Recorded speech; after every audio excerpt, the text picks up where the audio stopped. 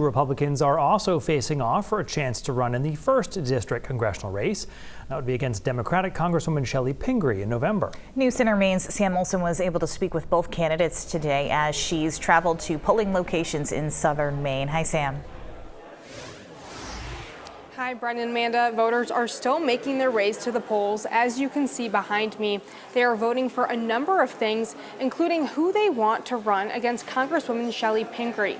Earlier, I spoke with Republicans Ron Russell and Andrew Pianadosi, who are facing off for the spot to run against Pingree in the primary today.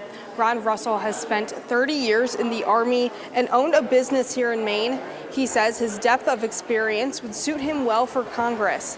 He says one of his priorities is to get the economy back on track and make Maine more business friendly.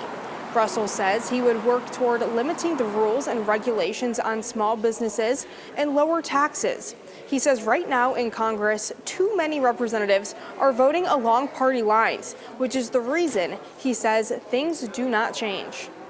It's time for a change. We've got to change some of these things, otherwise there won't be a United States anymore, and people will not be able to live the way they want to live and achieve the American dream. It's time for a change.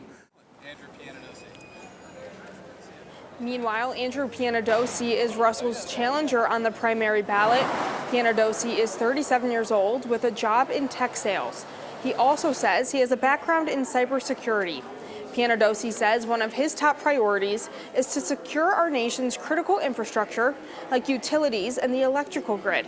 He says he wants to be a voice for all Mainers. Be the honor of a lifetime. I have no intention of spending my life there. If I could do 4 or 6 years in Washington, that would be fantastic.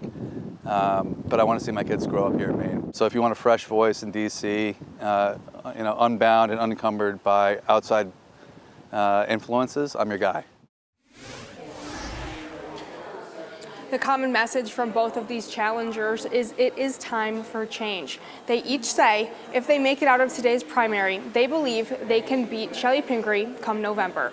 Brian, Amanda. Sam Olson live for us in Kennebunk. Thank you, Sam.